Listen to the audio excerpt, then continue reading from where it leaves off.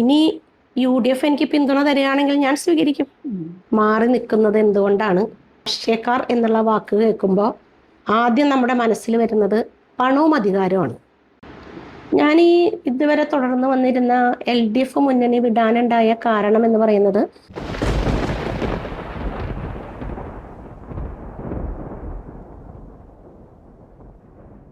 എല്ലാവർക്കും നമസ്കാരം.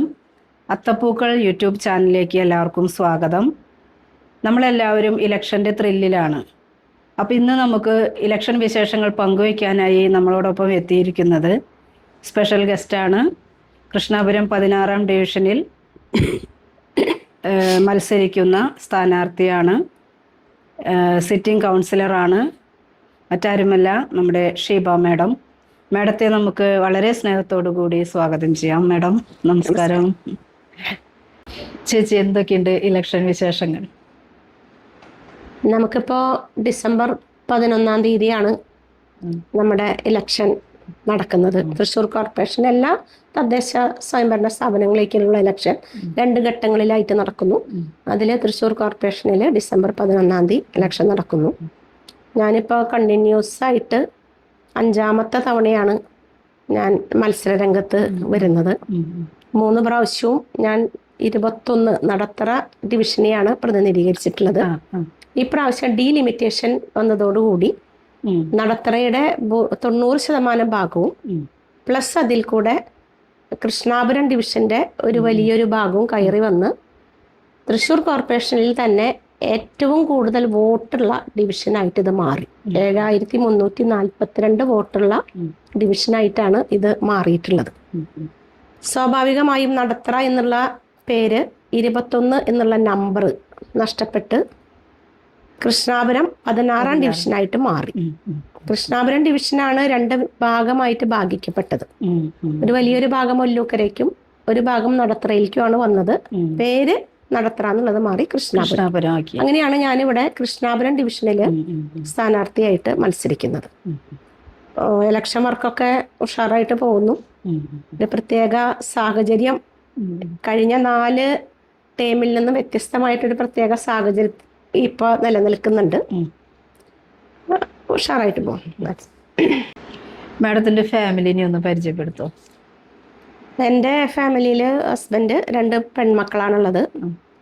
2 പേരും മാരീഡാണ്. അതിൽ മൂത്ത മകൾ ഇസാഫിൽ അസിസ്റ്റന്റ് മാനേജറായിട്ട് വർക്ക് ചെയ്യുന്നു.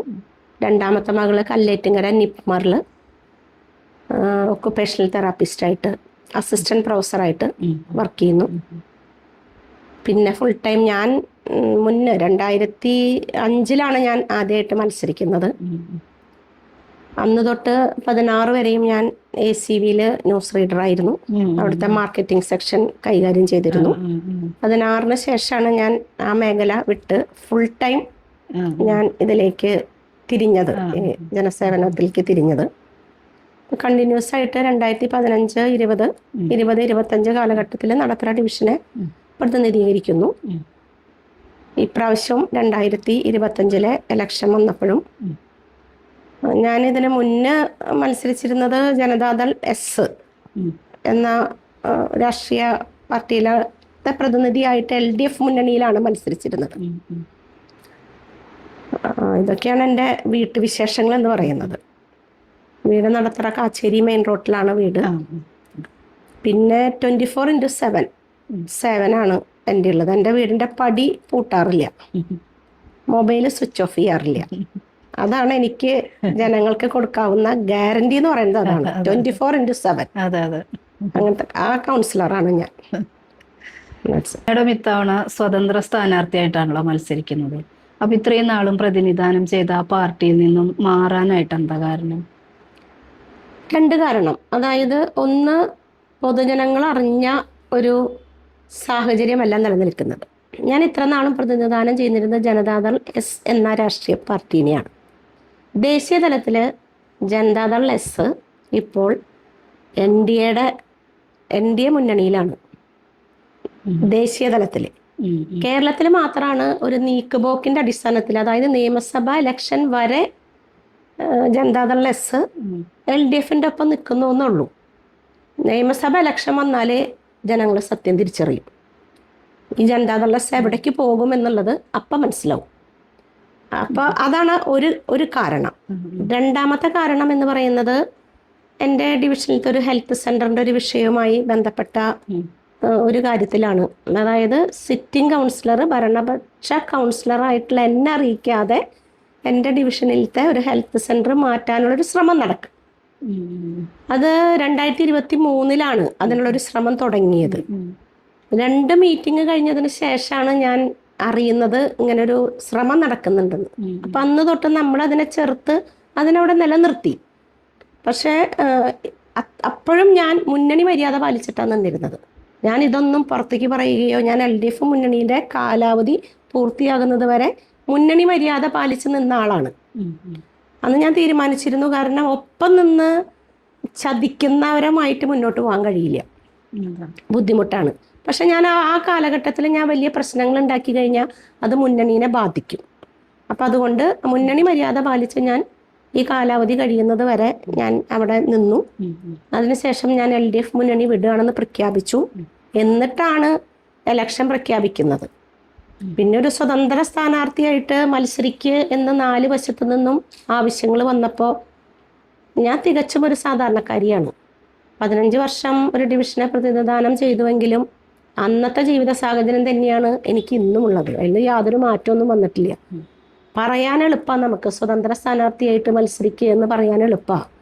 പക്ഷേ ഇതിനൊരു മെഷീനറി വർക്ക് ചെയ്യണം. എലക്ഷനെ നേരിടുക എന്ന് പറഞ്ഞാൽ അതൊരു വലിയൊരു മെഷീനറിയാണ്. ആ മെഷീനറി പ്രവർത്തിച്ചാലാണ് നമുക്ക് വോട്ട് ചെയ്യുന്ന ആൾക്കാരെ പോളിംഗ് ബൂത്തിൽ എത്തിക്കാൻ സാധിക്കുക. ആ ഒരു സാഹചര്യത്തിൽ എനിക്ക് NDA മുന്നണി വന്ന് എനിക്ക് നിരുപാധിക പിന്തുണ തരികയാണ്. സ്വതന്ത്ര ചിഹ്നം, സ്വതന്ത്ര സ്ഥാനാർത്ഥി, മറ്റ് നിരുപാധിക പിന്തുണ തന്നപ്പോൾ അതിന് മുഖം തിരിക്കേണ്ട കാര്യമില്ല എന്ന് എനിക്ക് തോന്നി.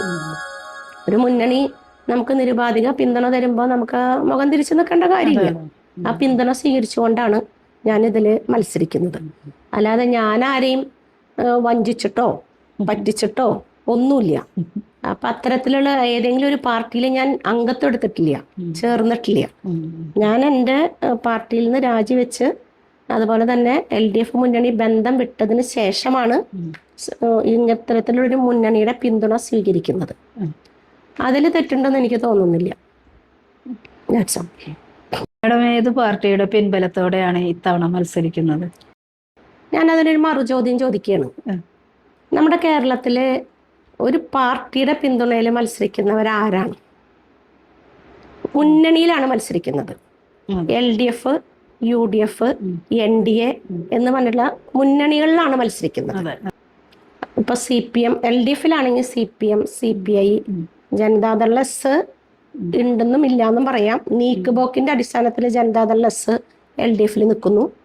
അതുപോലെ തന്നെ കേരള കോൺഗ്രസ് M നിൽക്കുന്നുണ്ട്. അങ്ങനെ പല പാർട്ടികൾ ചേർന്നിട്ടുള്ള മുന്നണിയാണ് LDF. UDFും അതുപോലെ തന്നെ മുസ്ലിം ലീഗ് ഉൾപ്പെടെയുള്ള പാർട്ടികൾ ചേർന്നിട്ടുള്ള മുന്നണി UDF. NDAയും BDJS ഉൾപ്പെടെയുള്ള ദേശീയ സഖ്യത്തിലാണെങ്കിൽ ജനതാദൾ എസ് ഉൾപ്പെടെയുള്ള മുന്നണി, NDA മുന്നണി, അങ്ങനെ മുന്നണി ബന്ധത്തിലാണ് എല്ലാവരും മത്സരിക്കുന്നത്. അപ്പൊ ഇപ്രാവശ്യം ഞാൻ സ്വതന്ത്ര സ്ഥാനാർത്ഥിയായിട്ടാണ് മത്സരിക്കുന്നത്. NDA എനിക്ക് പിന്തുണ തരുന്നു. ഇനി UDF എനിക്ക് പിന്തുണ തരികയാണെങ്കിൽ ഞാൻ സ്വീകരിക്കും. LDFും പിന്തുണ തരികയാണെങ്കിൽ ഞാൻ സ്വീകരിക്കും. ഞാൻ ആര് പിന്തുണ തന്നാലും ഞാൻ സ്വീകരിക്കും. കാരണം വെച്ചാൽ സ്വതന്ത്ര സ്ഥാനാർത്ഥികൾക്ക് പിന്തുണ ആര് തന്നാലും നമുക്ക് സ്വീകരിക്കാം. എൻ്റെ ചിഹ്നം ആപ്പിളാണ് എനിക്കിപ്പോൾ കിട്ടിയിരിക്കുന്ന ചിഹ്നം. അപ്പൊ അതിൽ തന്നെ മനസ്സിലാവും സ്വതന്ത്ര സ്ഥാനാർത്ഥിയാണ്. ഒരു മുന്നണി പിന്തുണ തരുന്നു. നമ്മൾ രാഷ്ട്രീയത്തിലേക്ക് വരുന്നത് പല പല പ്രത്യയശാസ്ത്രങ്ങളിലും ആകൃഷ്ടരായിട്ടാണല്ലോ. ഇലക്ഷൻ അടുക്കുമ്പോൾ മറ്റൊരു പാർട്ടിയിലേക്ക് ചുവടുമാറുന്നത് അധികാരമോഹമാണെന്ന് എതിർചേരിയിൽ ആക്ഷേപമുണ്ട്. മാഡം ഇതിനെ എങ്ങനെ നോക്കിക്കാണുന്നു? വളരെ രസകരമായ ചോദ്യമാണത്. ചോദ്യത്തിന് തന്നെ അതിൻ്റെ ഉത്തരവുമുണ്ട്. ഇവിടെ നേരത്തെ പറഞ്ഞതുപോലെ പ്രത്യയശാസ്ത്രങ്ങളിൽ, ഐഡിയോളജിയിൽ ആകർഷകരായിട്ടാണ് ഓരോരുത്തരും ഓരോ രാഷ്ട്രീയ പാർട്ടിയിൽ വിശ്വസിക്കുന്നത്. അത് നഷ്ടപ്പെട്ടാൽ എന്ത് ചെയ്യും? ആ ഐഡിയോളജി നഷ്ടപ്പെട്ടാൽ നമുക്കവിടെ കണ്ടിന്യൂ ചെയ്യാൻ കഴിയില്ല. കാരണം നമ്മൾ വിശ്വസിക്കുന്ന ഒരു പാർട്ടി അല്ലെങ്കിൽ ഒരു മുന്നണി അതൊരു സോഷ്യലിസ്റ്റ് ചിന്താഗതിയുള്ള മുന്നണിയാണെന്ന് കരുതിയിട്ടാണ് ഞാൻ വന്നിട്ടുള്ളത്. അവിടെ സോഷ്യലിസ്റ്റ് മനസ്ഥിതിക്ക് പകരം ഒരു കൂട്ടം ആൾക്കാർ കാര്യങ്ങൾ തീരുമാനിക്കുക, ഏകപക്ഷീയമാകുക, ഏകാധിപത്യ സ്വഭാവം വരിക, പിന്നെ സർവാധിപതികളാകുക. അപ്പം നമുക്ക് ഞാൻ വിശ്വസിച്ച ഐഡിയോളജിയിൽ നിന്ന് മാറിപ്പോയി. അതുതന്നെയാണ് അതിൻ്റെ കാരണം. ആ പ്ലാറ്റ്ഫോം ഉപേക്ഷിക്കാനുള്ള കാരണം എന്ന് പറയുന്നത് ഈ സർവാധിപതിയാവുകയാണ്. ഏകാധിപത്യവും കടന്ന് അതിൻ്റെ അടുത്ത ഘട്ടത്തിലേക്ക് കടന്ന് സർവാധിപതിയായി. അപ്പം നമുക്ക് അവിടെ ഒരു സോഷ്യലിസം ഇല്ല അവിടെ. കാരണം ഒരു കൂട്ടം 1, 2, 3 പേര് കൂടി തീരുമാനിക്കുന്നു, അത് നമ്മളത് അനുസരിച്ച് അടിമകളെ പോലെ നിൽക്കുക എന്നുള്ളൊരു ഘട്ടം വരുമ്പോൾ വ്യക്തിത്വമുള്ളവർക്കത് തുടരാൻ കഴിയില്ല. ആ വ്യക്തിത്വമുള്ളവർ അതിൽ നിന്ന് പുറത്തു പോകും. സ്വാഭാവികമാണത്. ഇതൊരു സ്വാഭാവിക പ്രക്രിയയാണ്. അതിൻ്റെ ഭാഗമായിട്ടാണ് ഞാൻ ആ മുന്നണി വിടാനുണ്ടായ കാരണം. ഞാനിപ്പം തുടർന്ന് വന്നിരുന്ന LDF മുന്നണി വിട്ടപ്പോൾ പണവും അധികാരത്തിനും വേണ്ടിയാണ് അത് വിട്ടത് എന്ന് ആക്ഷേപിക്കുന്നവർ ഈ ഡിവിഷനിലുണ്ടെന്ന് ഞാൻ വിശ്വസിക്കുന്നില്ല. ഇനി അഥവാ അങ്ങനെ ആക്ഷേപിക്കുന്നവരുണ്ടെങ്കിൽ അവർ ഇത്തരത്തിലുള്ള പ്രത്യയശാസ്ത്രം വിശ്വസിക്കുന്നതോ അല്ലെങ്കിൽ ഒരു രാഷ്ട്രീയ പാർട്ടിയിൽ പ്രവർത്തിക്കുന്നവരോ അല്ലെങ്കിൽ ആ ഒരു അനുഭവത്തിൽ കൂടെ കടന്നു പോകാത്തവരോ ആയിരിക്കും. അല്ലാതെ ഇപ്പം എന്നോടൊപ്പം ചുറ്റും നിന്ന് പ്രവർത്തിക്കുന്ന അവർക്ക് ആരും അങ്ങനെ ഒരു ആക്ഷേപം ഉന്നയിക്കുന്നത് ഞാൻ വിശ്വസിക്കുന്നില്ല. പണവും അധികാരത്തിനും വേണ്ടിയാണ് അല്ലെങ്കിൽ ഒരു അധികാരമോഹിയായിട്ടാണ് ഞാൻ ഈ മുന്നണി വിട്ട് വേറൊരു മുന്നണിയിലേക്ക് പോയത് എന്ന് എൻ്റെ ഡിവിഷനിലത്തെ ജനങ്ങൾ പറയും എന്ന് ഞാൻ വിശ്വസിക്കുന്നില്ല. കാരണം ഞാൻ 15 വർഷം അവരോടൊപ്പം അവരിലൊരാളായി തോളോട് തോൾ ചേർന്ന് പ്രവർത്തിച്ച ആളാണ്. എൻ്റെ ജീവിത സാഹചര്യവും അവർക്കറിയാം. അപ്പം അത്തരത്തിലൊരു ആക്ഷേപം ഉന്നയിക്കുന്നവർ ഇവിടെ ഉണ്ടെന്ന് ഞാൻ വിശ്വസിക്കുന്നില്ല. ഇനി അഥവാ ഉണ്ടെങ്കിൽ തന്നെ അവരിത്തരത്തിലുള്ള ഒരു അനുഭവത്തിൽ കൂടെ കടന്നു പോകാത്ത പരിചയക്കുറവുള്ളത് കൊണ്ടായിരിക്കാം അവർക്ക് അങ്ങനെ തോന്നുന്നത്. കാരണം നമ്മൾ ഇതുവരെ പരിചയിച്ച് വന്നിരുന്ന ഒരു പ്ലാറ്റ്ഫോം വിട്ട് ഒരു നിലപാടെടുക്കുക എന്ന് പറയുന്നത് എളുപ്പമുള്ള കാര്യമല്ല. അതായത് നമ്മളൊരു നിലപാടെടുത്തു കഴിഞ്ഞാൽ അത് ഏതൊക്കെ ഭാഗത്തു നിന്ന് അതിൻ്റെ എഫക്റ്റ് ഉണ്ടാകുന്ന യാതൊരു രൂപവുമില്ല. പക്ഷെ എന്നിട്ടും ഞാൻ അത്തരത്തിലൊരു നിലപാടെടുത്തു. അതെന്തുകൊണ്ടാണെന്ന് വെച്ചാൽ എനിക്കതിൽ അത്ര വിശ്വാസമുണ്ട്. കാരണം ഒരു ഏകാധിപത്യത്തിലും ഒരു സർവാധിപത്യത്തിലും കൂടെ കടന്നു പോകേണ്ട അങ്ങനെ കടന്നു പോകേണ്ട കാര്യമില്ല. രാഷ്ട്രീയത്തിലെ ഒരു കൗൺസിലറായി ഒരു മെമ്പറായി എന്നുള്ളത് കൊണ്ട് അവർ പറയുന്നതെല്ലാം കേട്ട് അനുസരിച്ച് നിൽക്കുന്ന ഒരു അടിമയെ പോലെ സഞ്ചരിക്കേണ്ടവരാണ് ആളാണ് കൗൺസിലർ എന്ന് ഞാൻ വിശ്വസിക്കുന്നില്ല. ഞാൻ ഭയക്കേണ്ടത് എൻ്റെ ജനങ്ങളെയാണ്. എനിക്ക് വോട്ട് ചെയ്ത് ജയിപ്പിച്ച എൻ്റെ ജനങ്ങളോടാണ് എനിക്ക് കടപ്പാടുള്ളത്. അവരോടാണ് എനിക്ക് കമ്മിറ്റ്മെൻ്റ് ഉള്ളത്. അതാണ് ഞാൻ വിശ്വസിക്കുന്നത്. അതുകൊണ്ടാണ് ഞാൻ ഇങ്ങനെ ഒരു നിലപാടെടുത്തത്.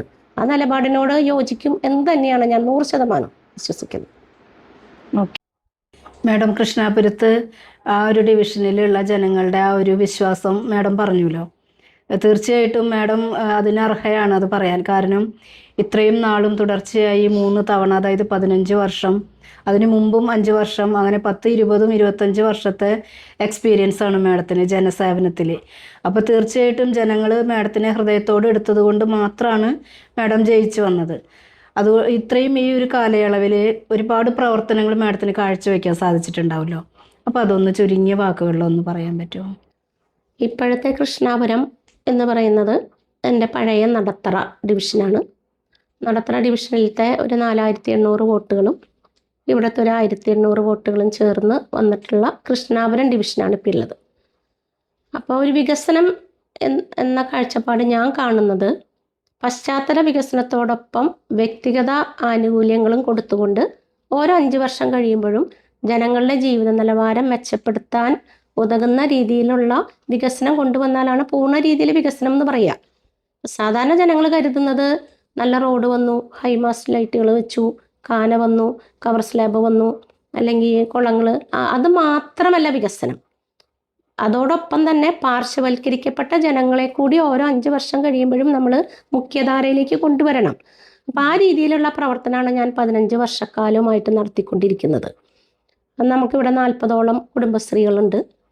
വളരെ കൃത്യമായിട്ട് പ്രവർത്തിക്കുന്ന ജാഗ്രതാ സമിതി വളരെ ഊർജിതമായിട്ട് പ്രവർത്തിക്കുന്നുണ്ട്. ചെറിയ ചെറിയ പ്രശ്നങ്ങൾ, അവരുടെ ഫാമിലി പ്രശ്നങ്ങളായിക്കോട്ടെ, എന്ത് പ്രശ്നങ്ങളായാലും നമ്മൾ ജാഗ്രതാ സമിതിയിൽ പരിഹരിച്ച് പോകുന്നുണ്ട്. അതോടൊപ്പം തന്നെ നമ്മൾ പശ്ചാത്തല വികസനത്തിന് നമ്മൾ ശ്രദ്ധ കൊടുക്കുന്നുണ്ട്. കോർപ്പറേഷൻ ഫണ്ട് കൂടാതെ തന്നെ നമ്മൾ കേന്ദ്ര ഫണ്ടും അതുപോലെ തന്നെ സംസ്ഥാന ഫണ്ട് നമ്മളിവിടെ ലഭ്യമാക്കിയിട്ടുണ്ട്. ലൈഫ് പദ്ധതിയിൽ നമ്മളിവിടെ ഒരു 100 വീടുകൾ പൂർത്തീകരിച്ചിട്ടുണ്ട്. അതുപോലെ ലക്ഷം വീട് 40 വർഷമായിട്ട് വളരെ ശോചനീയാവസ്ഥയിൽ കിടന്നിരുന്ന ഒരു ചുമരിന് കീഴെയാണ് 2 വീടുകൾ വരുന്നത്, ഇരട്ട വീട്. അത് നമ്മൾ ഒറ്റ വീടാക്കി ഐശ്വര്യനഗറിൽ പോയി കഴിഞ്ഞാൽ വില്ലയുടെ മോഡലിൽ നമുക്ക് ആക്കാൻ കഴിഞ്ഞിട്ടുണ്ട്. അതുപോലെ തന്നെ ഈ ഡിവിഷൻ്റെ ഹൃദയഭാഗം എന്ന് പറയുന്നത് 16 വഴികളിലായി 285 കുടുംബങ്ങൾ താമസിക്കുന്ന മിച്ചഭൂമി പ്രദേശമാണ്. 3 സെന്റിന് താഴെ ഭൂമിയുള്ളവരും ഭൂമി ഇല്ലാത്തവരും മുഴുവൻ BPL കുടുംബങ്ങളുമുള്ള ഒരു വലിയൊരു മിച്ചഭൂമി പ്രദേശം. ആ പ്രദേശത്തേക്ക് നമുക്ക് വലിയ മാറ്റം കൊണ്ടുവരാനായിട്ട് കഴിഞ്ഞു. അവർക്കൊന്നും വീടിന് പുറത്തിറങ്ങിയിരിക്കാൻ സ്ഥലമില്ല. നമ്മൾ കാച്ചേരി കനാലിൽ പുറമ്പോക്ക് എടുത്തിട്ട് അവിടെ ഒരു ഗൗരി ലങ്കേഷ് പാർക്ക് എന്നുള്ളൊരു പാർക്ക് നമ്മളവിടെ കൊണ്ടുവന്നു. ആ പ്രദേശത്തിൻ്റെ മുഖച്ഛായ തന്നെ നമുക്ക് മാറ്റാനായിട്ട് സാധിച്ചു. ഈ കുടുംബശ്രീ പ്രവർത്തനത്തിലൂടെ തന്നെ സ്ത്രീകളെ ശാക്തീകരിക്കാനായിട്ട് സാധിച്ചു. കാര്യം എന്താണെന്ന് വെച്ചാൽ ഒക്കെ കൂലിപ്പണിക്കാരാണ്. വീട്ടുപണിക്ക് പോകുന്നവരും കൂലിപ്പണിക്ക് പോകുന്നവരുമാണ്. തിരിച്ചു വന്നു കഴിഞ്ഞാൽ വളരെ അരക്ഷിതാവസ്ഥയിൽ കിടന്നിരുന്ന സ്ത്രീകളെ അവർക്ക് എന്തെങ്കിലും ബുദ്ധിമുട്ടുണ്ടാകുമ്പോൾ എവിടെയാണ് പരാതിപ്പെടേണ്ടതെന്ന് അവർ പഠിച്ചു. ഞാൻ വളരെ അഭിമാനപൂർവ്വം പറയുന്നത് അതാണ്. അതായത് എപ്പോഴും വീട്ടിൽ കിടന്നുറങ്ങാൻ പറ്റാത്തൊരു സാഹചര്യം ഉണ്ടായിരുന്ന കാലഘട്ടത്തിൽ നിന്ന് അവരനുഭവിക്കുന്ന ബുദ്ധിമുട്ടുകൾക്ക് എവിടെ പോയി പരാതിപ്പെടണം, എങ്ങനെ നേടണം എന്നുള്ളത് അവർ ശീലിച്ചു. കുടുംബശ്രീ പ്രസ്ഥാനത്തിൽ കൂടെ തന്നെ അവർ ബാങ്കിങ് മേഖല കൈകാര്യം ചെയ്യാനായിട്ട് ഇപ്പോൾ 20 ലക്ഷത്തോളം രൂപ വരെ അവർ ലോൺ എടുത്ത് കൈകാര്യം ചെയ്യാവുന്ന രീതിയിലേക്ക് അവരെ നമുക്ക് ഉയർത്തിക്കൊണ്ടുവരാനായിട്ട് സാധിച്ചു. പിന്നെ ഈ 20-25 കാലഘട്ടത്തിൽ ഞാൻ വളരെ അഭിമാനപൂർവ്വം പറയാൻ ആഗ്രഹിക്കുന്ന ഒരു കാര്യം, ഡിവിഷൻ്റെ മുക്കിലും മൂലയിലും പൈപ്പ് ലൈൻ വലിച്ച് ശുദ്ധജല പൈപ്പ് ലൈൻ വെള്ളം വലിച്ചെത്തിച്ചു എന്നുള്ളതാണ് എൻ്റെ വലിയ നേട്ടമായിട്ട് ഞാൻ കാണുന്നത്. കാരണം വലിയ ജലക്ഷാമമുള്ള പ്രദേശങ്ങൾ, ലോറിയിൽ വെള്ളമടിച്ചിരുന്ന പ്രദേശങ്ങൾ ഇപ്പം നമുക്കില്ല. എല്ലാ മേഖലയിലും നമ്മൾ ശുദ്ധജലം എത്തിക്കാനായിട്ട് നമുക്ക് സാധിച്ചു. അതിലുപരി കാച്ചേരി മിച്ചഭൂമി പ്രദേശത്ത് സൗജന്യമായിട്ട് വെള്ളം കിട്ടുന്ന പ്രദേശമാക്കി മാറ്റി. തൃശ്ശൂർ കോർപ്പറേഷനിൽ വെള്ളം സൗജന്യമായിട്ട് കിട്ടുന്ന മറ്റൊരു പ്രദേശം ഇല്ല. വാട്ടർ കണക്ഷനാണ് സൗജന്യമായിട്ട് കൊടുക്കുന്നത് എല്ലാവരും. വെള്ളത്തിൻ്റെ കണക്ഷനാണ് സൗജന്യം കൊടുക്കുന്നത്. പക്ഷെ ആ മേഖലയിൽ വെള്ളം തന്നെ സൗജന്യമായി ഉപയോഗിച്ച് തുടങ്ങിയത് 3 വർഷമായി അവർ. അപ്പം എല്ലാ തരത്തിലും നമ്മൾ 2 വികസനവും നമ്മൾ ബാലൻസ് ചെയ്ത് കൊണ്ടുപോവാണ്. പശ്ചാത്തല വികസനത്തോടൊപ്പം തന്നെ ജനങ്ങളുടെ വ്യക്തിഗത ആനുകൂല്യങ്ങൾ കൂടുതൽ ലഭ്യമാക്കി അവരുടെ ജീവിത സാഹചര്യം ഉയർത്തിക്കൊണ്ടുവരുന്ന ഒരു ബാലൻസിങ് ഒരു വികസനത്തിനാണ് ഞാൻ ആക്കം കൊടുത്തത്. അതെന്നെ തുണയ്ക്കുമെന്ന് തന്നെയാണ്. ഇത് ജനങ്ങൾക്കറിയാം. ജനങ്ങളത് ആ രീതിയിലേക്ക് കൊണ്ടുവരുന്നതിൻ്റെ ഒരു ബുദ്ധിമുട്ടും കൂടിയാണ് ഞാൻ ഈ മുന്നണി വിടാനുള്ള കാരണം രാഷ്ട്രീയം എന്ന് പറയുമ്പോൾ ചിലർക്കുണ്ട് ഒരേ പരിസ്ഥിതിയിൽ തന്നെ നിന്നാൽ മതി എന്നുള്ളതുണ്ട്. അതായത് അവരെ ഉത്ബുദ്ധരാക്കാൻ എല്ലാവരും ഇഷ്ടപ്പെടുന്നില്ല. ജനങ്ങളിപ്പം എൻ്റെ ഡിവിഷനിലത്തെ സ്ത്രീകൾ എന്തെങ്കിലും ബുദ്ധിമുട്ട് വരുമ്പോൾ എവിടെ പരാതിപ്പെടണം എന്നുള്ള രീതിയിലേക്ക് കൊണ്ടുവരിക എന്നുള്ളൊരു വലിയ ടാസ്ക്കാണ്. അതെനിക്ക് പൂർത്തീകരിക്കാനായിട്ട് കഴിഞ്ഞു. അവരുടെ പ്രശ്നങ്ങൾക്ക് അവർക്ക് തന്നെ സോൾവ് ചെയ്യാനായിട്ടുള്ള ഒരു ആത്മവിശ്വാസം കൊടുക്കുക എന്ന് പറഞ്ഞാൽ അതൊരു വലിയ കാര്യമാണ്. തീർച്ചയായും ആ ആത്മവിശ്വാസത്തോടു കൂടി അവർ നേരിടാനായിട്ട് പഠിച്ചു എന്നുള്ളതാണ് ഞാൻ കാണുന്ന ഏറ്റവും വലിയ നേട്ടം. മാഡം, ഇത്തവണ ഇലക്ഷനൊക്കെ കഴിഞ്ഞു മാഡം വൻ ഭൂരിപക്ഷത്തോടു കൂടി വിജയിച്ചു വരും. അപ്പോൾ കുറേ വിഷനുകൾ ഉണ്ടാവും മാഡത്തിന് മനസ്സിൽ, ഇപ്പോൾ ഇന്നതൊക്കെ എനിക്ക് ചെയ്യണം എന്നുള്ളത്. അതൊന്ന് ഞങ്ങളോട് ഷെയർ ചെയ്യോ? തീർച്ചയായും. ഞാൻ ഓരോ 5 വർഷക്കാലം വളരെ പ്ലാൻഡായിട്ട് വികസനം കൊണ്ടുവരുന്ന ആളാണ്. ഓരോ ജയിച്ചു വരുമ്പോഴും ആ 5 വർഷക്കാലം എന്തൊക്കെ ചെയ്യണമെന്ന് കൃത്യമായിട്ട് പ്ലാൻ ചെയ്യുന്ന ഒരാളാണ് ഞാൻ. ഇപ്രാവശ്യത്തെ എൻ്റെ വിഷൻ എന്ന് പറഞ്ഞാൽ നമ്മുടെ കാച്ചേരി മിച്ചഭൂമി പ്രദേശത്തുള്ള ഹെൽത്ത് സെൻറ്ററിൻ്റെ നവീകരണമാണ്. അതെൻ്റെ ഒരു മുന്നണി മാറ്റത്തിൻ്റെ ഒരു ഹേതുവാണ് ആ ഹെൽത്ത് സെൻറ്റർ എന്നുള്ളത്. നാഷണൽ ഹെൽത്ത് മിഷൻ്റെ കീഴിലാണ് ആ ഹെൽത്ത് സെൻറ്റർ പ്രവർത്തിക്കുന്നത്. തീർച്ചയായും ഈ ഒരു മുന്നണി മാറ്റം എന്നെ അതൊരു വലിയ രീതിയിൽ ഉയർത്തിക്കൊണ്ടുവരാൻ സഹായിക്കും എന്ന് തന്നെയാണ് ഞാൻ വിശ്വസിക്കുന്നത്. കാരണം കേന്ദ്ര ഫണ്ട് ലഭ്യമാക്കാൻ കഴിയും എന്നുള്ളൊരു വലിയ വിശ്വാസമുണ്ട്.